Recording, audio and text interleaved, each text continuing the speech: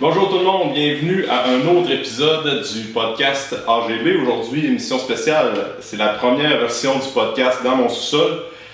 La raison est simple, c'est parce qu'avant on faisait ça au Café Chaga, puis là, avec le COVID et tout ça, ben, c'était un peu plus compliqué de faire les podcasts là-bas. Fait que, première édition dans mon sous-sol, puis là, j'ai la chance d'avoir mon bon ami Mathieu. Yes! Fait que tu brises la glace pour la première fois dans le sous-sol. Bon, ben un beau setup. Fait que c'est ça, Matt il arrive tout juste de Québec, où il habite actuellement.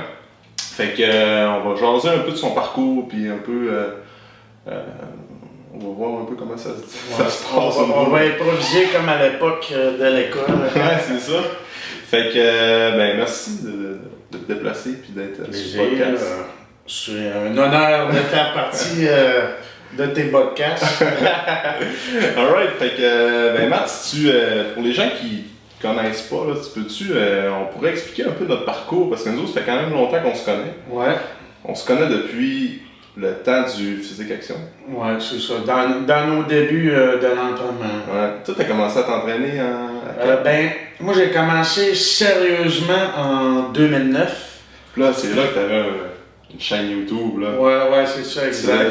T'as commencé à faire des vidéos quand même. Parce que moi, je jouais au football collégial. Puis quand tu avais une saison de football, mais tu slackais l'entraînement, veux pas.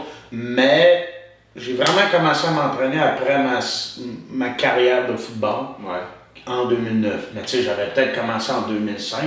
Ouais. Mais j'arrêtais 3 mois pour le football. Ouais. Mais c'était en 2009 que tu as commencé à faire des vidéos sur YouTube. Là. Puis même, ils sont encore en ligne. C'était pas filmé avec ça à l'époque. Non, c'était avec un set? Ouais, non, c'était une petite caméra? Non, même pas. C'était, tu sais, les iPod Nano. Ah ouais? Tu sais, ça virait de même. Puis t'écoutais tes chansons avec ça, mais ça filmait aussi. Ah ouais? C'était pas de la grosse qualité, mais il y a des vidéos à 5000 views. Ouais, t'as quand même eu un gros reach avec ces vidéos-là. C'est ça. Dans le temps au cégep d'Alma. Ouais, dans le vestiaire du gym, c'était chic. c'est là que tu as commencé à faire du posais un peu. Je commençais à apprendre. Ouais. Fait que ça a été de 2009 que je faisais du bodybuilding. Non, que tu commençais justement amateur à je te dirais 2011. Ok, apprendre l'entraînement. Ouais, c'est ça. Je te dirais 2009 à 2011 environ. Puis après, on a commencé l'université, si je ne me trompe pas. Ouais, mais c'était en quelle année que tu as fait ta première compétition de 2011. Ok, à ce moment-là, tu avais engagé André Longchamp de Beast Nutrition. Puis après ça, là, tu as commencé à faire ta première compétition. Ouais, c'est ça, 2011 puis 2012. Je n'ai rien que fait 2. Ouais, ok. Puis c'est après ça qu'on est rentré au bac. Je pense qu'on est rentré en 2011. 2012. Après ma compétition, je parle entre mes 2 compétitions. Ok. En tout cas, mettons 2012. Ok. Ouais. Fait que parle-nous de ton parcours à partir de quand tu as commencé l'entraînement l'université, puis là, qu'est-ce qui t'a amené à être entraîneur, puis l'ancien Shred aussi, surtout. Là, Ben, moi, dans le fond, faut-tu que je regarde la caméra ou c'est tout? Regarde un peu si tu veux. Ben, dans le fond, moi, j'ai tout le temps été un coach. Je coachais au soccer, j'avais 16 ans, je coachais au football, j'avais 14, 15, 16, 17 ans. J'ai tout le temps été dans le milieu sportif. Je préparais des camps de soccer, j'avais 16 ans, j'étais déjà crinqué raide avec mes joueurs, je faisais des repêchages, puis ainsi de suite, Puis j'ai coaché longtemps aussi le football, j'ai coaché aussi collégial, sport-études, j'ai dû coacher 8 équipes de football différentes dans la région du Saguenay-Lac-Saint-Jean. Mais dans le gym, j'ai commencé à travailler en 2011 à l'école Charles-Gravel. Ouais, c'est ça. Puis c'est justement là que j'ai commencé à faire des suivis clients, à faire des programmes. Je te dirais que les 2 premiers athlètes de fitness que j'ai entraînés étaient à l'école Charles-Gravel. Dans le même il y avait 16 ans, puis lui il s'entraînait 3 fois par semaine sur l'heure du midi. On a quand même réussi à faire une compétition. Puis mon premier athlète à l'époque, c'était à l'école Charles-Gravel aussi, il s'appelait Mathieu Racine. Ça a donné que c'était mon premier athlète à vie, c'était quasiment du bro science que j'avais fait. Il y avait il aurait tout gagné. Ouais. Fait que là, ça a incité tranquillement les gens à me faire confiance. Ouais. Puis au fil du temps, j'ai coaché plus de 100 athlètes différents. Ouais. Puis on a également fait, moi puis Alexandre, on est allé à l'école ensemble à l'université en 2012, on va dire 2012. Ouais. Puis Alexandre, moi, puis 2 autres amis, on était tout le temps, on était tout le temps assis ensemble. Puis ça donnait que moi, je voulais faire mon comique. Ça fait que là, je faisais des jokes toutes les cours. Ouais, c'est ça. Puis même que je me rappelle à l'époque, les autres étudiants riaient un peu de nous. Puis ils gageaient même, j'avais entendu par les branches qu'ils gageaient pour savoir c'est qui dans nous autres qui n'allait pas finir le bac. Ah ouais? Puis c'est qui allait genre échouer ou suite. Parce que les autres, ils me voyaient comme des clowns. Puis je peux dire que mon bac, les résultats scolaires, ça a bien été, mais j'ai eu beaucoup d'obstacles. Parce que justement, j'étais trop clown, j'ai été renvoyé de l'école 2 ans. Ouais, j'ai fait des programmes. Ouais, c'est ça, 2 ans, puis j'ai jamais abandonné, parce que l'ancien directeur à l'époque, sans nommer son nom, lui, il m'avait fait semblant que je ne pouvais plus jamais rentrer dans le bac. Il fallait que je fasse les procédures pour rentrer comme diplômé collégial ou par expérience, puis que j'avais aucune chance parce que c'est des athlètes olympiques qui étaient pris avec expérience. Pourtant, j'avais plein de formations, puis j'avais quasiment terminé le bac. Ouais. Ouais, il restait quoi? C'était combien de cours? Ouais, peut-être 10 cours. Okay, ouais. Puis c'est pire, c'est qu'au travers de ça, je l'ai repris 20 pour montrer mon sérieux, mais il m'avait dit, non, toi, Mathieu, c'est plate, mais c'est pratiquement impossible que tu reviennes parce que les cotères, c'est rendu fort. Ouais. Mais quand ça a changé de directeur, j'ai quand même appliqué, j'ai pas abandonné parce que moi, je voulais être entraîneur. Puis je voulais quand même, tu sais, j'aurais pu être entraîneur sans avoir le bac, mais c'était pour la crédibilité auprès de mes clients. Puis j'avais tout fait ça quasiment pour rien. J'ai même un certificat en activité physique. Puis finalement, la nouvelle directrice, elle m'a dit, Mathieu, je comprends pas. Là, j'avais fait ma demande pour rentrer avec expérience. Elle dit, je sais pas pourquoi tu es là, Mathieu, mais elle dit, tu avais juste besoin d'aller au registraire, puis ça fait longtemps que tu aurais pu rentrer puis finir. Fait que moi, ça faisait 2 ans que j'attendais. Tu perdais un peu ton temps. Ouais, c'est ça. Tu sais, elle me dit, tu avais juste besoin d'aller au registraire et recommencer. Mais ça veut dire que j'ai attendu 2 ans en ville, puis 2 ans d'université, je ne sais pas si vous le savez, là, juste en frais scolaires, c'est peut-être 15 000 Ben, aujourd'hui, je ne regrette pas, parce que j'ai fait des bons amis, j'ai affiné mes connaissances parce que j'ai repris plein de cours. Mais pour moi, c'était un soulagement parce que le jour, quand il m'avait dit, qu'il m'avait annoncé cette mauvaise nouvelle-là, ben, je ne vous cacherai pas, j'avais des larmes. Mais en 2018, regarde, on a commencé en 2012. En 2018, j'ai enfin diplômé, puis j'avais... Ça t'a pris 6 ans? Ouais, 6 ans. Shit, hein? Puis tout le monde, tu sais, c'est dans mon entourage, dans le domaine d'entraînement, d'autres entraîneurs, d'autres kinésiologues, moi je n'étais pas kinésiologue encore à l'époque, ils disaient, ah, Mathieu, il n'est pas kinésiologue, à la limite, j'étais mauvais parce que je n'étais pas kinésiologue. Puis je l'entendais parler par les autres, ah, Mathieu, il n'est pas kinésiologue. Ça me faisait quand même de la peine que les gens pensent que je n'étais pas un bon entraîneur parce que j'étais trop un clown à l'école. Parce que mon but, c'était de faire rire les gens. Ouais, mais t'as tout le temps été de même aussi. Ouais, c'est ça. Puis c'était ma façon d'interagir avec le professeur, avec la classe, au lieu du gars qui est dans le fond de la classe et qui ne dit pas un mot de la classe, qui ne participe pas. Puis souvent, c'était quand même sensé ce que je disais, c'était intelligent, mais avec une petite touche d'humour. Ouais, c'est ça. Fait que là, après, j'ai commencé ma carrière en 2018, vraiment officiellement dans Santé Multifitness, qui est un gym au centre-ville à Alma. Alors que l'UGB, il avait diplômé 2-3 ans avant, ici c'est pas 4. Lui avait commencé sa carrière au Physique Action. On était comme des concurrents en étant tous des amis. Ça fait qu'on s'interchangeait des clients régulièrement. Ben, n'oubliez pas que quand vous faites confiance à un entraîneur, l'autre entraîneur à côté, il n'y aura pas nécessairement des recettes différentes, mais c'est un processus que vous devez faire en ayant confiance à votre entraîneur, c'est un processus sur le long terme. Ça fait que changer tout le temps d'entraîneur, c'est... On tournait ça quasiment en blague. Des fois que ben là, tu as un client qui fait affaire avec toi, puis après ça, il va te voir toi, mettons, un autre entraîneur parce qu'il n'y a pas eu de résultat en dedans de 2 mois. Ben, tu sais, c'est comme quelqu'un qui change tout le temps d'entraîneur, puis qui n'a jamais de résultat, puis il met tout le temps ça sur la faute de l'entraîneur. Ben, c'est peut-être pas la faute du coach le problème, c'est peut-être la personne qui est dans la. Puis on s'entend en plus que la première force qu'on fait avec un client, c'est force des fondations.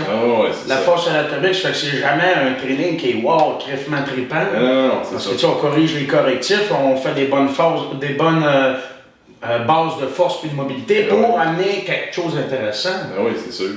Parce que tu sais, le premier programme avec un client, avec un athlète, c'est pas là que tu vas aller chercher une méthode d'entraînement trop spéciale. Non, parce que ça sert à rien d'y engarocher tout de suite. Là. Ben, c'est ça. Des fois, ils vont regarder ça, puis ils vont regarder le plan d'entraînement, ils vont dire ouais, tabarouette, c'est où est-ce que tu t'en vas avec ça, c'est trop facile. Mais tu sais, faut comme faire confiance au processus, puis commencer par là. Puis après ça, c'est 4, 5, 6 trainings plus tard. Puis ce qui est important aussi, je pense, qu'avec ton entraîneur, c'est avoir une bonne chimie, une bonne cohésion.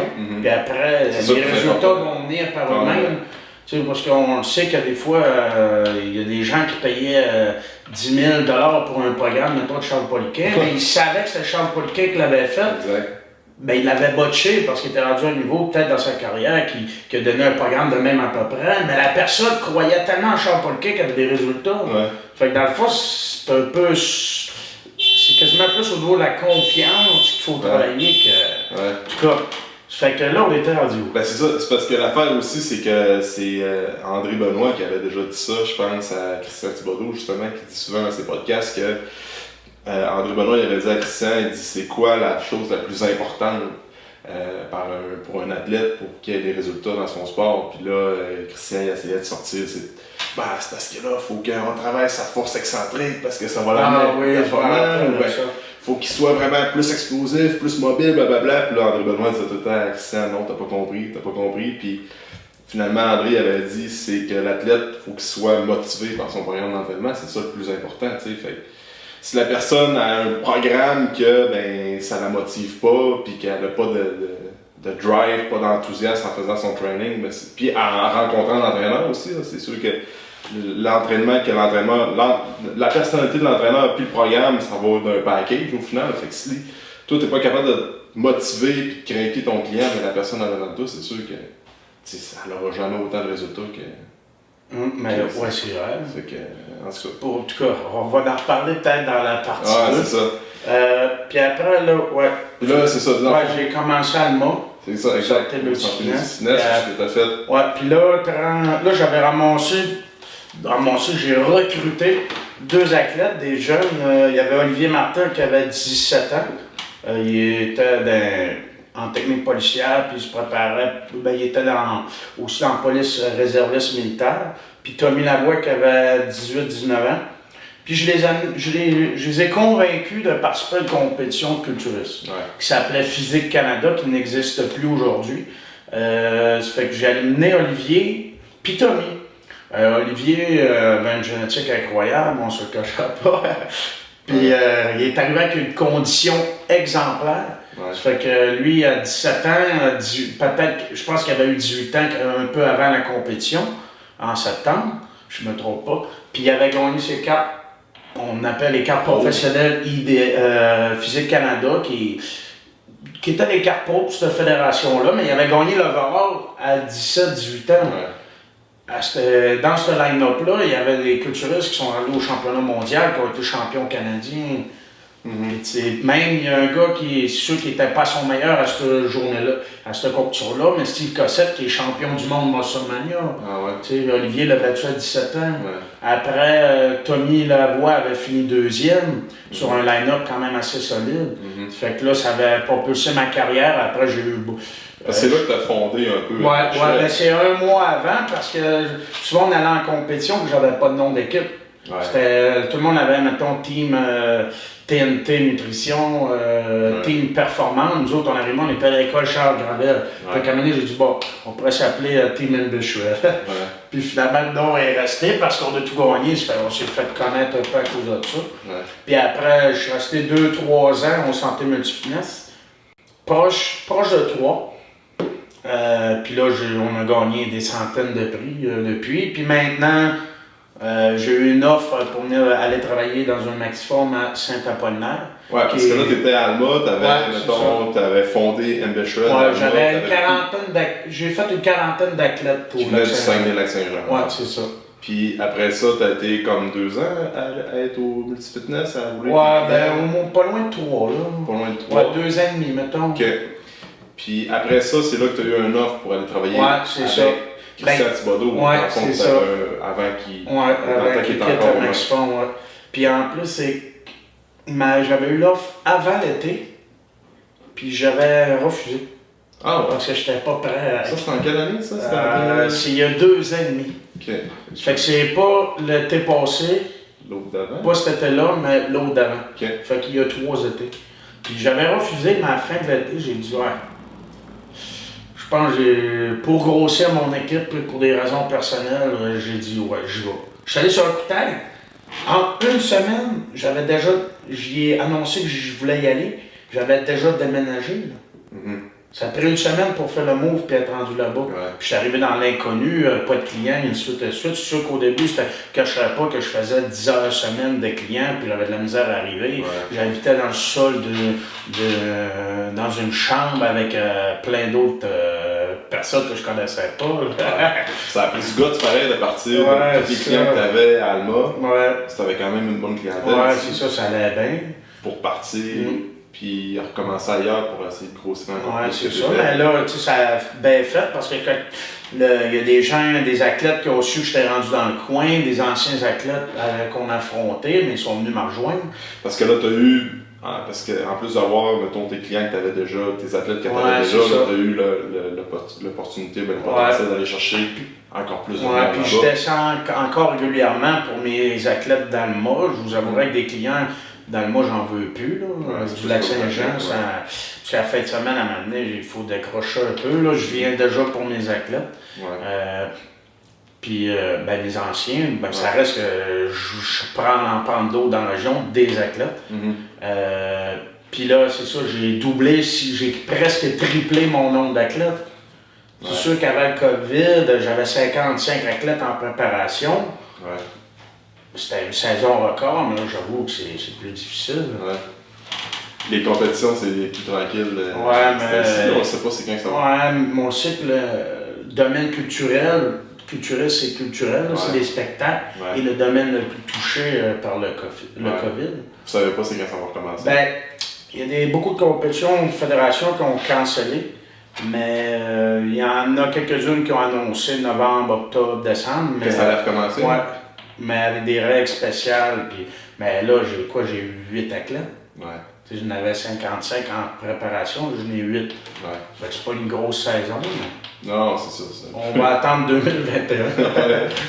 fait que là, après ça, tu as commencé à travailler au Maxiform. C'est ça. Pour agrandir ta clientèle, pour avoir plus d'athlètes.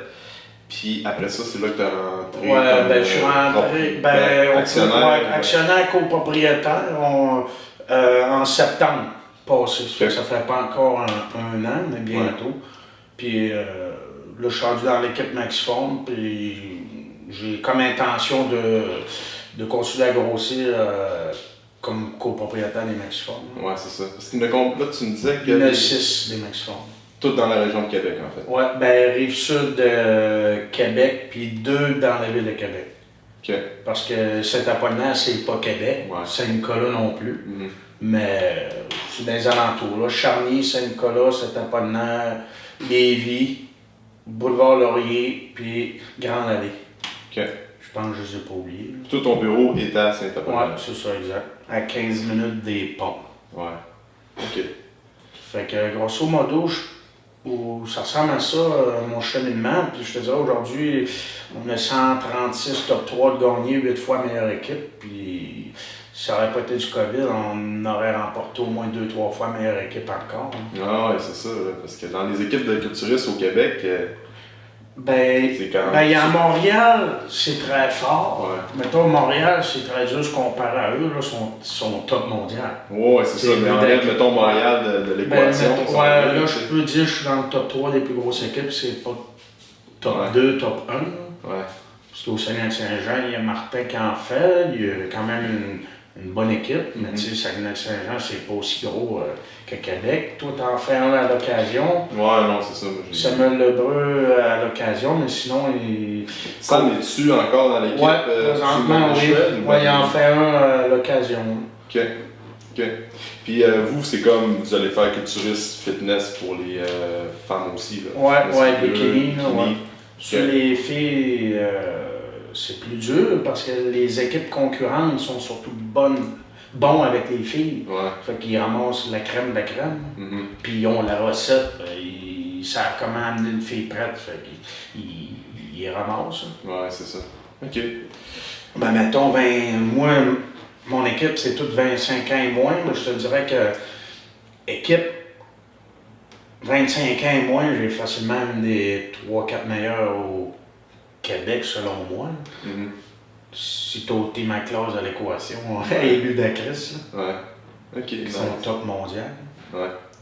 Ok, cool. Puis mettons, si on parle plus de culturisme, si tu me dirais, là, on avait dit qu'on allait en parler un peu de ça, là. C'est quoi la qualité numéro 1 qu'il faut pour quelqu'un qui veut se lancer en bodybuilding? Parce que moi, je le vois souvent aussi, des fois, il y a du monde qui m'écrit et qui dit « Ah, j'aimerais ça faire une compétition. » Puis je dis « Ok, je les rencontre. » Puis là, je me rends compte des fois que ouais, t'es-tu vraiment prêt à faire une compétition quand tu n'as jamais fait? Ben, quand tu n'as jamais fait, ça c'est normal que tout le monde commence à en faire une première, mais quand je parle, tu n'as jamais fait d'entraînement vraiment sérieux, tu n'as jamais fait de diète, tu n'as jamais vraiment pris soin de tes habitudes de vie, puis là, bang, vu qu'il y a certains trends, une mode avec ça, ah, ça me tente de faire une compé, puis là, tu commences tout ça en même temps. Fait que, c'est quoi, mettons, la qualité qu'il faut pour un athlète qui veut vraiment commencer, mis à part le physique, la génétique, oui, ça va être certaines personnes que ça va les avantager, ça c'est sûr, mais je sais pas, mindset, tout ça. Ben, mettons, physiquement, je dis vite, là, c'est la condition. Ouais. Ça veut dire, il faut que tu arrives sec. Si tu es quelqu'un qui, pour X raison, ton métabolisme ou ta santé ne te permet pas d'atteindre un niveau de sèche, ben, tu peux oublier le culturiste. Là. Mm-hmm. Si tu as de la misère à perdre 3 livres en mangeant du poulet brocoli, le culturiste, c'est peut-être pas pour toi. Ouais, c'est ça. Fait que physiquement, ce serait la condition, le point le plus important, mais mettons la qualité autre, je te dirais que c'est la discipline. Ouais. C'est pour ça que moi, le culturiste, j'appelle pas ça le culturisme, j'appelle pas ça un sport, mais une discipline, puis j'aime mieux utiliser le terme fitness. Ouais. Parce que c'est 24 heures sur 24. Ouais, c'est ça. C'est la structure, puis c'est t'as pas le choix, c'est la discipline en premier. Après, je te dirais que c'est la force mentale. Ouais, c'est ça. Parce que, tu sais, il faut se faire des sacrifices, ça vient dur moralement, mentalement, physiquement. Fait que, je te dirais que c'est vraiment plus la discipline. Surtout les athlètes naturels, des fois, que la diète, des fois, ça devient un peu plus. Tu sais, si tu prends un athlète qui est dopé versus un athlète plus naturel, quelqu'un qui est naturel va falloir que ce soit vraiment plus sa coche au niveau de son alimentation, puis training, c'est sûr qu'un athlète dopé, des fois, peut... Souvent, la diète est un peu moins sévère, vu qu'il y a comme des fois les produits qui compensent, j'imagine. Ouais, ben, un athlète naturel, c'est sûr que lui, il ne peut pas se permettre de tricher. Ça veut dire qu'il ne peut pas se permettre de faire 2-3 cheat days dans sa prep, là, au gâteau, ainsi de suite, parce qu'il est moins anabolique, on pourrait dire. Mais c'est sûr qu'un athlète open, moi j'utilise ce mot-là, les produits n'aident pas nécessairement à sécher. Non, ouais. Parce que souvent, les naturels, tu te rends compte que tabarouette de production, il arrive plus sec, parce que les produits, selon moi, causent de l'inflammation. Ouais. Fait que tu crées un stress à ton corps, puis tu fais un petit peu d'eau, ça fait que c'est plus dur à arriver strié. C'est sûr que tu es plus plein, tu as plus de veines, ça fait que tu as moins de gros au niveau des cuisses, ça fait que tu as un look qui est plus impressionnant dans l'ensemble. Mais je te dirais que ceux que eux autres, une journée de cheat ne scraperaient pas la compétition. Tandis que le naturel, qui le fait 2-3 fois pendant la prep, puis il ne sera plus là. Ouais, c'est ça. C'est sûr que c'est deux mondes différents. J'aime les deux, mais il y a un côté qui ça prend des connaissances de plus. Là. Ah, c'est sûr, c'est sûr. Ça fait que ça prend des fois des contacts dans le milieu pour te guider sur certains protocoles.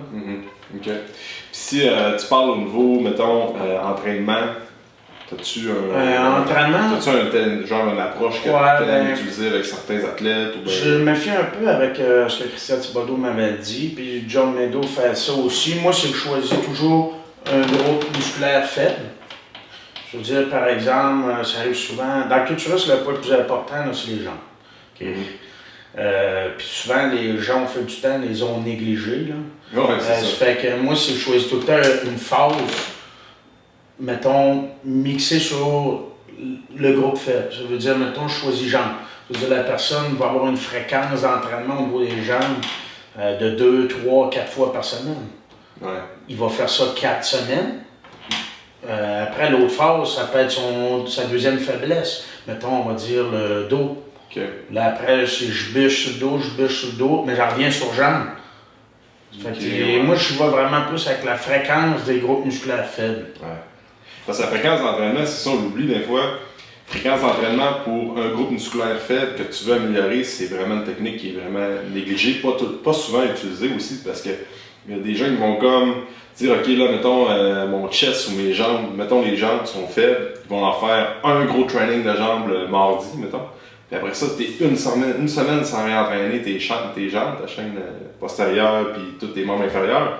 Tandis que tu pourrais comme avoir l'approche de faire 3 fois des stimuli sur des jambes par des techniques d'entraînement différentes, des méthodes différentes, comme le lundi, mercredi, vendredi. Ouais, exact. Parce qu'on se fie trop un peu aux techniques d'entraînement des bodybuilders de l'époque. Ouais. Mais souvent, là, j'utilise un exemple que Christian Thibodeau m'avait dit. Sur Instagram, c'est quoi que les filles publient toujours? Les fessiers. Des photos de leurs fesses. Ouais. Parce qu'ils ont des énormes fessiers, mais c'est quoi qu'ils font à chaque jour? Des fesses. Ça fait que c'est là qu'on voit que la fréquence d'entraînement aide à grossir le muscle. Ah ouais, ça c'est sûr. Fait que c'est le même principe qu'un joueur de tennis qui claque tout le temps du côté droit, mais il y a un gros bras du côté droit. Ça fait que moi j'utilise beaucoup la fréquence. Okay. Puis après, ben, comme toute bonne programmation, accumulation, intensification. Moi, je ne ferais pas de phase métabolique pour un culturiste. Là. Non. On y va vraiment plus avec l'alimentation, à moins que la personne soit un type 1B, il répond plus aux entraînements style CrossFit, ben là, je vais peut-être y en donner dans ses phases d'entraînement, mais sinon, moi, c'est des trainings qui se ressemblent relativement. Je varie les méthodes d'entraînement, mais c'est souvent des méthodes, même en intensification, qui ressemblent un peu à l'hypertrophie. Ouais, c'est ça, ok. Parce que là, il nous reste plus beaucoup de temps avant une compétition. Souvent, les gens viennent me voir 3, 4, 5 mois avant une compétition. J'ai pas le temps de faire de phase anatomique. C'est direct qu'on essaie de créer du muscle en étant en déficit calorique. C'est plus difficile, ça se fait, mais c'est plus difficile. Ouais, c'est sûr. Par exemple, qu'on prend quelqu'un qui a une faiblesse, il veut commencer une compétition dans 6 mois, il a une faiblesse au niveau des jambes. Fait que là, tu vas commencer, tu vas montrer les poses, tout ça. Toutes les poses obligatoires, il y en a combien, 12? Culturiste, il y en a 8. Classique bodybuilding, il y en a 5. Puis men's physique, il y en a 2. Ok, bon. Fait qu'admettons, bodybuilding, il va faire les poses devant toi, tu vas dire, bon, mais là, tu manques de jambes par rapport aux proportions de ton corps, tout ça. Fait que pendant le premier mois, tu vas faire des jambes 3, 4 ou 5 fois par semaine, là, tout dépendant. Peut-être pas 5 fois par semaine, c'est un peu trop, là. Mais tu sais, tu vas du cardio, là. Ouais, c'est ça. Fait que tu vas jouer beaucoup sur fréquence d'entraînement au niveau des jambes. Après ça, tu leur vois. Tu vas le suivre aussi à chaque semaine, tout dépendant de tes suivis. Puis après ça, tu te rends compte qu'après ce training-là, sa faiblesse, c'est le dos. Fait que là, tu vas faire travailler plus le dos. C'est ça, exact. Puis je fais pas jambes tout le long, parce qu'à un moment donné, même à augmenter la fréquence comme ça, il va peut-être finir par avoir des problèmes articulaires. Puis même le muscle ne répondra peut-être plus aussi bien. Ce sera pas tout le temps des gros exercices. Non, c'est ça, exact. Puis c'est pas des fois, c'est dans le training de jambes, ça peut être 2-3 exercices. Là. Ça peut être un leg extension, le cœur, le mollet. C'est ça. Ça ajoute 3 exercices-là, mettons 8-7 là, mais c'est 8-7 de plus à la fin de la semaine. C'est ça. Parce que quelque chose que je faisais bien, moi, dans le temps, quand je voulais vraiment grossir mes jambes, c'est que le lundi, c'était un gros training plus dominant en squat. Puis après ça, le vendredi ou le jeudi, c'était quelque chose qui était plus dominant à la chaîne postérieure, que ce soit un deadlift, Puis le mercredi, milieu de la semaine, j'allais faire un peu de genre des leg extensions, des plus high rep, un peu de leg curl, un peu de malaise, faire comme ça, puis j'avais fait ça pendant un petit bout. Ouais, j'aime bien ça, mettons séparer, mettons quadriceps, ischio-jambier. Okay. Puis même dans l'ischio-jambier, j'en profite tout le temps pour mettre dans le deadlift. En même temps, il travaille son dos, sa chaîne postérieure. Okay. Fait que c'est comme ça que tu vas gager l'entraînement, tu vas tout le temps t'adapter selon les faiblesses de la personne. C'est ça. C'est sûr qu'une fille, c'est différent. Parce qu'une fille dans le fitness, les points importants, c'est oui la taille, mais ça va être avec l'alimentation, le posing et le vacuum. Mais ça va être beaucoup les jambes, les fesses. Fait que c'est sûr qu'une fille, toutes ses phases vont être axées sur les fesses et les cuisses. Surtout le ski au jambier. Fait que c'est sûr qu'une fille, c'est pas pareil.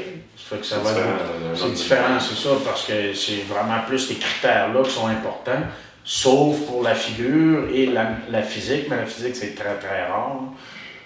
Mais des figures, ça arrive régulièrement, mais là, tu vas travailler beaucoup plus les épaules et le dos. Mais sinon, en général, c'est des filles bikini, c'est membre inférieur. OK. Puis après ça, ben là, c'est là que tu ajustes ton training avec des phases un peu plus axées sur l'accumulation, puis après ça, des phases sur la quantification. OK. Puis après, je passe tout le temps un test neurotype à mes athlètes pour savoir un peu quel type de personne il est, sur quel type de programme d'entraînement il va répondre le mieux. Ça fait que là, je me fie un peu à ça, peut-être à 50%. Mais c'est 50% que je n'utilisais pas avant, parce qu'avant, je faisais pas le neurotyping. Mais maintenant, je l'utilise, mettons, à 50% de ma prep, je me fie à ça. OK. Fait que le neurotyping, pour les gens qui ne connaissent pas, tu es capable de juste gager ça un peu, un peu brièvement. Ça, je l'explique souvent à mes clients. Le neurotyping, c'est par rapport à ta personnalité, on a tous des neurotransmetteurs dominants. Dopamine, adrénaline, glutamate. Puis par rapport à tous les neurotransmetteurs, une personne va répondre différemment à l'entraînement. Je parle d'un type 3 qui est une personne d'anxieux. Lui, son bric-à-brac au niveau du cerveau, le GABA très faible. La sérotonine, la pédale de frein également très faible. Cette personne-là ne pourra pas récupérer d'un entraînement neurologique. C'est-à-dire, lui, sa phase intensification, mais peut-être qu'il va travailler encore en haut de 6 répétitions. Tandis que le dopamine dominant, le neurotransmetteur de la motivation, lui, il va peut-être travailler en intensification en série de 3-4. Ça fait que c'est vraiment savoir quel neurotransmetteur est dominant chez toi. Après, même au niveau de l'alimentation, ça change également. Comme un adrénaline dominant qui est un type 2A comme moi, c'est quelqu'un qui a besoin de variété. Ça fait que lui, tu vas varier beaucoup sur ses techniques d'entraînement, ses principes d'entraînement. Tandis que le type, toi, j'en reviens au type 3. Type 3, lui, tu veux pas trop varier ses exercices parce qu'il veut se voir évoluer sur la technique lors d'un squat. Ça, souvent, le type 3, c'est quelqu'un que tu vas dire, là, cette semaine, tu as mis 200 livres au squat. Puis là, il faut qu'il y ait l'approbation de l'entraîneur. Là, tu es prêt à mettre 205 livres. Il y a vraiment besoin de. Mais dans le fitness, c'est dur, un type 3. Probablement. C'est ça. Aussitôt que tu coupes les glucides, c'est une personne qui fait déjà beaucoup d'anxiété. C'est ça. Ça fait que tu coupes les glucides, il a tendance à avoir quasiment la misère à dormir, puis là, s'il n'a pas perdu 1% dans sa peine, c'est quasiment la fin du monde. Souvent, dans le bodybuilding, c'est des types 2A, adrénaline dominant, qui est le caméléon social, et le 2B, qui est le glutamate dominant, amplificateur émotionnel, qui est le émotif. Lui, c'est l'Arnold Schwarzenegger d'entraînement. C'est quand même le fun à entraîner. C'est des doubles contractions, des tempos lents, des pauses. C'est vraiment le type bodybuilding. C'est une personne qui a besoin de bien paraître. C'est souvent.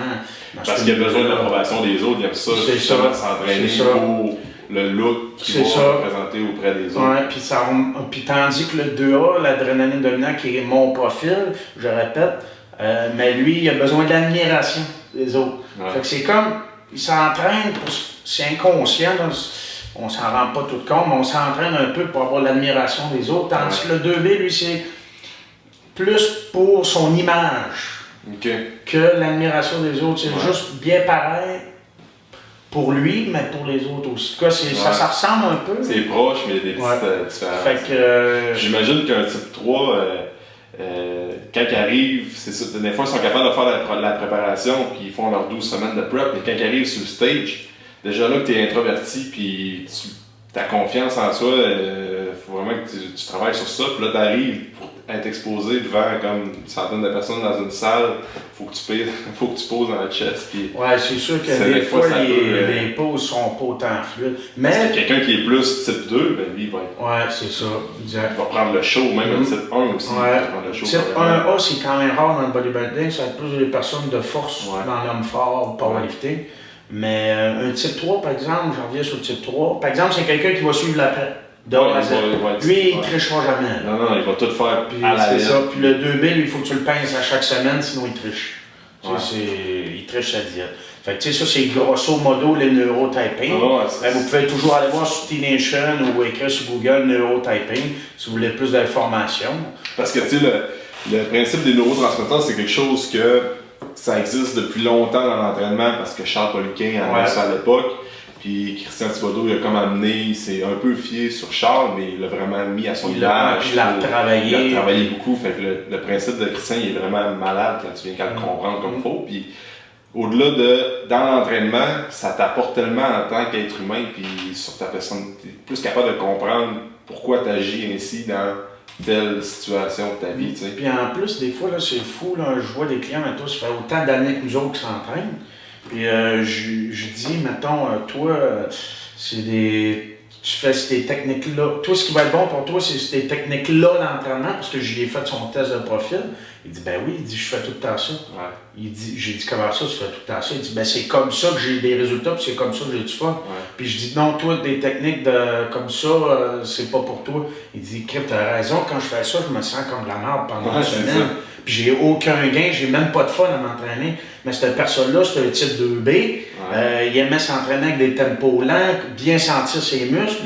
Mais quand tu l'entraînais en force, comme un powerlifter, des mouvements pluriarticulaires, comme un athlète, mais lui, il ne tripait pas pantoute. C'est des pré-fatigues, des post-fatigues. Fait que ça m'apprend à mieux connaître mes athlètes et mes clients. Puis je passe pas toujours le questionnaire à mes clients, mais je leur fais un résumé de chaque. Moi, je les appelle par des personnages. Comme ça, ils n'ont pas besoin de comprendre que c'est dopamine dominant. Je l'appelle Donald Trump. Là, j'ai dit, c'est quelqu'un de directif, c'est quelqu'un qui doit tout gagner dans la vie. Il me dit, là, je dis, t'es quel personnage? Ah, moi, je suis l'émotif. Ah, moi, je suis le caméléon social. Fait que je me fie un peu à ça. Pour l'aider dans son temps. Ouais, c'est ça. Tu le vois aussi, à force d'avoir, mettons que ça fait un client que ça fait 4-5 fois que tu vois en consultation, que tu passes un an avec dans le bureau, ça commence à connaître. Puis juste la façon qu'il s'assied sur sa chaise. La façon qu'il te serre la main. C'est ça. Un A, là, c'est capoté. Un dopamine dominant, c'est rare, j'en pogne, là. Mais c'est les personnes qui prennent un programme d'entraînement, un A, là, ça fait 2 ans qu'ils m'analysent dans le gym. Il me dit tout le temps qu'il va se prendre un programme, mais il m'analyse. Parce que un A, il faut que tu gagnes sa confiance pour qu'il vienne t'engager. Fait qu'il faut là, il t'écoute tout le temps parler quand tu es en train d'entraîner les autres pour voir ce que tu dis, ça a du sens. Puis mais un A, ça fait tout le temps 1 an, 2 ans qu'il me regarde travailler, puis là, à un moment donné, c'est pas un programme. Parce que lui, il a besoin d'être convaincu que tu es supérieur à lui dans l'entraînement pour se prendre un programme. C'est ça qui est capoté. C'est ça. Oui, parce que des fois, il va y avoir des. Tu sais, quand tu vas prendre, mettons, 2 types 1 dans la même salle, qui est vraiment du monde qui ont besoin de leader le groupe et de prendre toute la place, là, au-delà de l'entraînement, mais mettons, avec leurs amis, dans leur cercle social, c'est sûr que quand il va y avoir 2 types 1A, il y en a un des deux qui va gagner. Là. Ouais, c'est comme un peu le mâle alpha. C'est ça. Il va serrer ta main un peu de même en position dominante. Il va prendre beaucoup de place sur la chaise, sur le lieu de la consultation. En tout cas, c'est tous des trucs posturales. Ça, je suis pas moi, je lis aucunement la posture, mais à un moment donné, au fil du temps, on vient être capable pareil. Tu le vois aussi, qui est devant toi, comment il se présente, tout ça. Fait que ça, c'est une des armes que j'utilise de plus dans mes préparations. le neurotyping, je suis également kinésiologue. Puis également, j'ai fait du fitness, fait qu'on peut dire que j'ai trois armes qui m'aident à encadrer mes athlètes. Là. Parce que pour avoir, mettons, pour entraîner du monde en bodybuilding, puis comprendre un peu la game, je pense que tu n'as pas le choix d'avoir fait au moins une compétition. C'est sûr qu'il y a certains coachs, comme Tim McLeod, il n'a jamais fait de sa vie, mais c'est un autodidacte. Il a tout appris, il a payé du monde pour se faire instruire, il a fait beaucoup de lectures, il a des contacts, mais sinon, je pense pour peut-être connu un peu de moment de stage. Quand même montrer un double bicep à quelqu'un si tu ne l'as jamais fait, à moins que tu sois bien encadré. Ouais. Parce que peut-être que tu prends quelqu'un qui entraîne du monde en bodybuilding ou en fitness qui n'a jamais fait, ok, il va être capable d'amener quelqu'un stage ready, mettons, qui va être cut puis qui va avoir le physique pour, mais des fois, il faut que tu apprennes à comprendre la personne devant toi. C'est facile de dire à quelqu'un qui est devant toi, qui est low carbs depuis 6 semaines, qui mange aucun cristal glucide, puis là, dire on va recouper encore. Tu sais que 4 ans plus tôt, c'était toi qui étais assis là, puis que ça faisait 6 semaines, tu n'avais pas le glucide dans le corps, puis ça va déjà. T'es comme limite au niveau de ton. C'est sûr qu'au hockey, mettons, on prend l'exemple du hockey, il y a certains coachs qui n'ont jamais joué au hockey de leur vie, mais c'est des personnes spéciales. Comme dans le fitness, il y en a qui réussissent. C'est ça. Mais en général. C'est un outil de plus que toi. C'est ça. En général, je pense que tu as raison. Même des fois, j'aimerais ça faire une compétition parce que là, ça a comme été dans l'oubli, le monde ne savent plus que j'en ai fait, pour montrer que je suis capable, je suis bon, pour aller chercher peut-être des athlètes de plus. Là. Ça te permet justement de te remettre dans le game C'est ça. Puis j'ai jamais atteint, dans mes 2 compétitions, j'ai jamais atteint une condition qui était digne de mes athlètes. Fait que des fois, j'ai un peu ça sur le cœur, c'est pour ça que j'aimerais ça un jour retourner sur le stage. Je voulais y retourner en juillet, mais avec tout ce qui est arrivé, j'ai pas pu tenter l'expérience. Fait que c'est quelque chose que t'aimerais faire. Peut-être quand je vais avoir une période plus morte de job, d'athlète. Ça prend du temps aussi. C'est ça. C'est 7 jours sur 7. Puis si tu te prépares en même temps que d'autres athlètes, il faut que tu vas peut-être les délaisser un peu là, pour penser à toi, ou ainsi de suite. Non, c'est ça. Pour faire un peu, donner le même exemple aussi, c'est quand on disait qu'il faut que tu apprennes, exemple, tu as fait du culturiste pour un peu mieux comprendre l'athlète devant toi, mais c'est un peu la même affaire quand tu t'entraînes, pour donner une technique d'entraînement ou donner un mouvement à quelqu'un.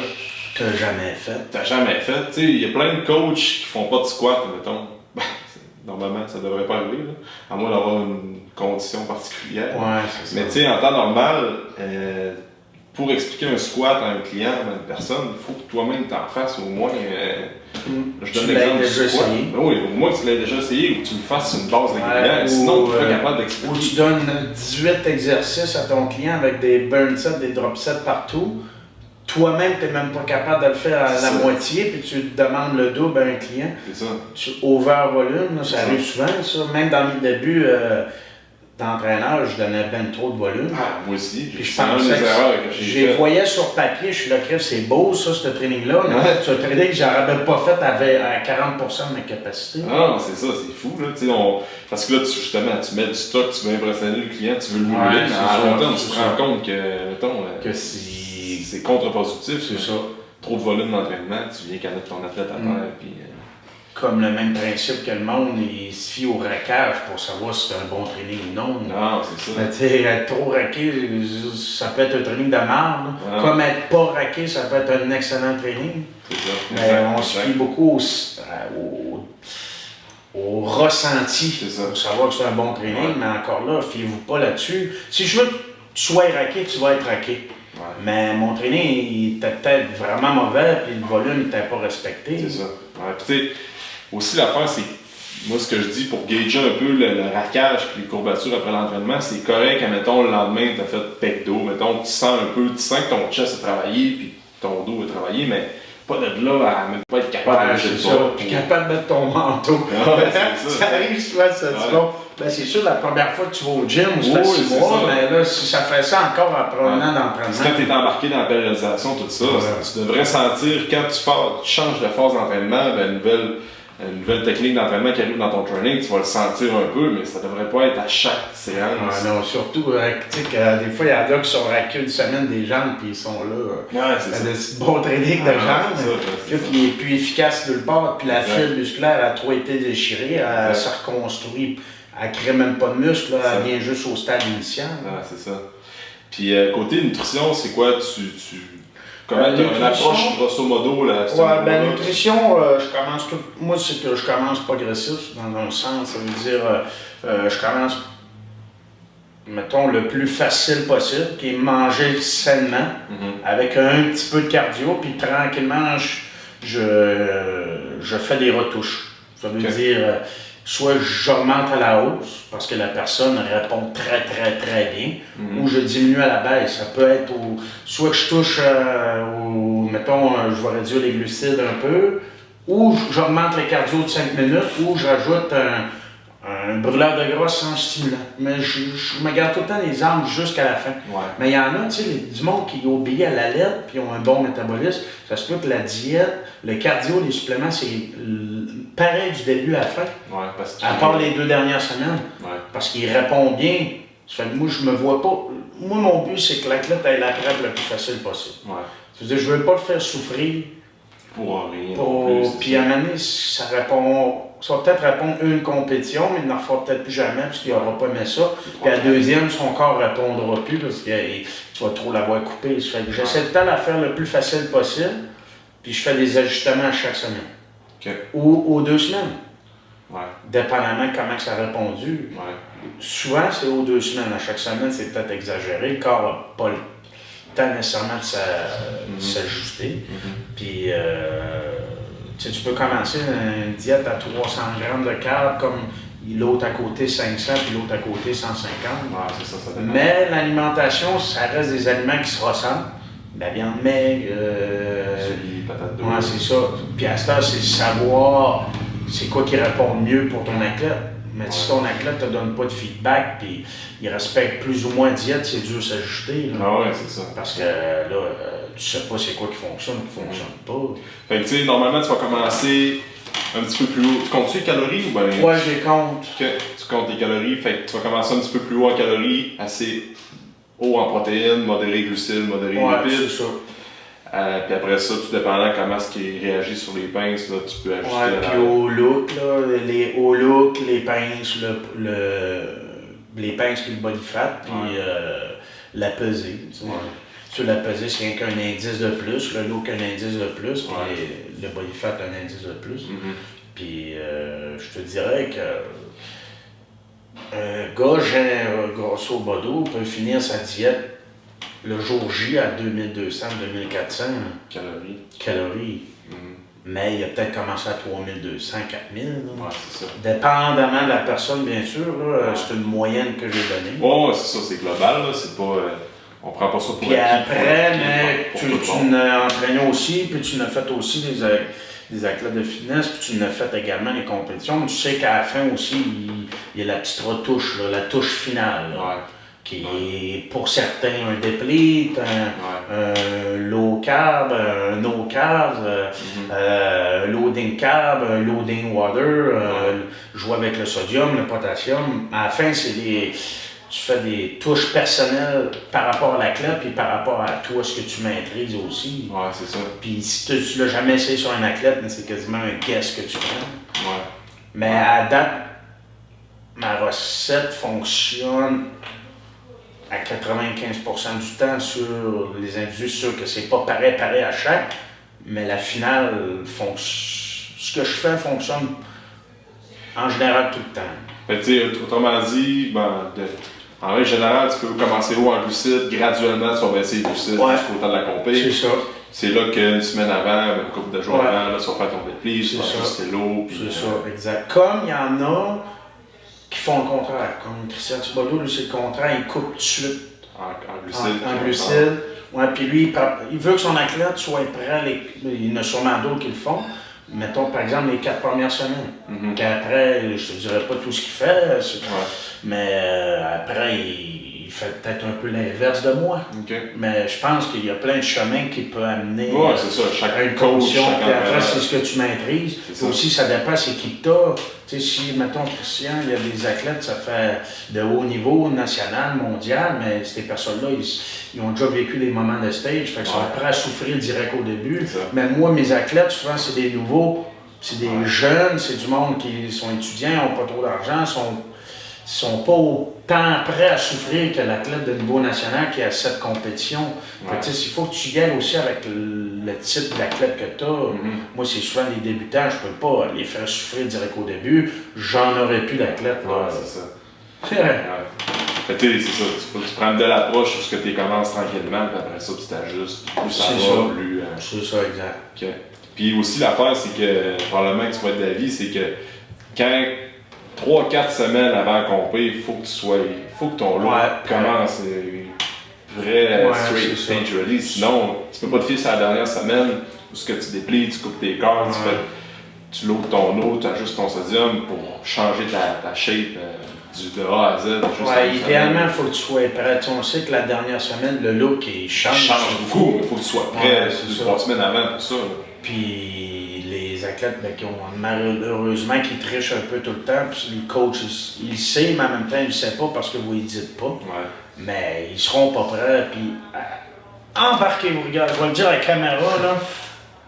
N'embarquez-vous pas dans le fitness si vous n'êtes pas prêt à suivre à la lettre ce que le coach dit. Ça arrive une seule fois là. Mais si c'est répétitif, c'est quasiment quotidien, ne te lance pas dans le fitness. Tu vas mettre des sacrifices, de l'argent pour... Puis tu vas t'engager un coach pour ne pas respecter ce qu'il dit. Tu es peut-être mieux de juste t'entraîner par plaisir pour garder une bonne santé que te lancer dans le fitness. N'oubliez jamais ça. Parce que c'est un sport quand même assez... c'est intense. Hein. Quand tu veux vraiment faire une compétition là, 12 à 15 semaines avant, là, puis moi, j'avais tendance avant, là j'ai changé ma philosophie quasiment dans les derniers mois, j'avais tendance à prendre n'importe qui voulait en faire. Sans nommer de nom. J'adore faire plaisir aux gens, je suis un people pleasure. Mais à un moment donné, si tu viens voir ton coach à 3 mois avec une compétition, puis t'es un gars, puis t'es à 16% au-dessus, peut-être qu'il aurait fallu que tu te prennes un suivi sur le long terme. Comme la fille qui est à 25%, c'est plate, là. 3 mois, c'est pas assez, là. Non. Puis, tu sais, prends-toi un suivi sur le long terme, ça va me faire plaisir de t'aider, mais le fitness, c'est pas pour toi là. Cette année, peut-être dans 2 ans, mais pas là. C'est un peu ça, la dernière athlète que j'ai eue, que j'ai suivi. Lui à IDFA, il était bon. Alex, il avait eu une belle compétition, puis quand j'ai commencé à le suivre, il m'a dit, je veux faire une compé. J'ai dit, alright, on va commencer à faire 1 an d'entraînement solide ensemble. Fait qu'1 an avant, j'ai commencé à le suivre, fatigue training, puis après ça, tout week-end nutrition, tout ça. Puis là, 1 an, je dis 1 an, c'était plus un 8 mois. Quand il était vraiment, là, je savais qu'il était assidu, je commençais à le connaître. Là, on a dit, bon, bang, on s'en va pour 12 semaines de diète, puis on tweak un peu plus au niveau de la nutrition, supplémentation, tout ça. Puis ça a super bien fonctionné. Puis c'est là après, surtout, tu sais, quand tu finis ta compé, tu prends 2-3 semaines plus relax, tu vas revenir à une alimentation saine, mais un peu plus équilibrée. Mais tu sais, après, là, on travaille encore ensemble pour essayer de gagner de la masse pour une prochaine compétition. Fait que c'est plus ça, c'est l'idéal. Plus en plus, je signe des athlètes sur le long terme, ça veut dire des préparations d'1 an, mais idéalement, 3 mois, là, c'est pas assez. J'en prends presque plus, là, les 3 mois, là, à moins d'avoir un potentiel de génétique de fou. T'as pas le temps de 3 mois de tout changer. Moi, j'ai pas le temps de connaître l'athlète. Fait que je le répète à la caméra, si vous voulez faire affaire avec moi ou GB ou un autre coach de fitness, préparez-vous sur le long terme. Pareil, 1 an dans une vie, ça va vite. Quand même. Fait que, cool, mais c'est assez complet par rapport à l'entour de, mettons, se gager un peu plus côté culturiste, tout ça, pour le monde, des fois, qui s'interroge comment s'enligner, par où commencer. Là, ben, tu sais, juste suivre les bases, puis après ça, on va voir où ce que ça mène. T'sais.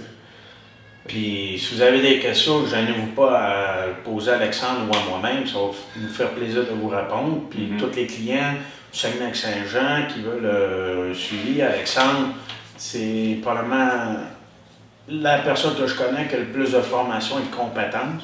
Ça fait que je vous le suggère. Puis ceux dans le coin de Québec qui veulent la motivation même, le gagnant, vous irez me voir. Où est-ce qu'on peut te suivre, Matt? Sur, ma page Facebook, Team Ambish Shred, Instagram, Snapchat également. Site web, je l'ai condamné parce que j'en prépare un autre sous peu. Okay. Puis il y a des gros moves qui s'en viennent, nouveau logo. Ah ouais? Ouais, je te le montrais tantôt. Okay. Il est fait, il est assez débile. Nouvel uniforme, nouvelle section de l'équipe élite, réservée à l'élite, avec un autre nom, avec une association d'une autre équipe, mais je dis pas tout devant la caméra. C'est ça qui s'en vient pour, c'est ça qui s'en vient pour 2021. Nice. Fait que, cool. Moi, je vais mettre tous les liens dans la description de la vidéo pour te suivre sur Instagram, Facebook, tout ça. Fait que merci. Merci Matt d'être venu sur le podcast. Puis on va se dire dans un prochain épisode. Puis n'oubliez pas de partager l'émission, partager le podcast, c'est vraiment apprécié. Ça permet à plus de gens de voir le contenu. Fait que si ça peut intéresser quelqu'un qui voudrait commencer une compétition de fitness, peut-être y en parler de ce podcast-là. Ça pourrait grandement aider. That's it. Ouais. Merci Matt. Merci d'avoir passé un moment avec nous. Pour tout commentaire, suggestion de sujet ou invité, communiquez avec nous en commentaire ou par message privé. N'oubliez pas d'aimer, de partager et de recommander le podcast, c'est grandement apprécié. On se rejoint dans un prochain épisode.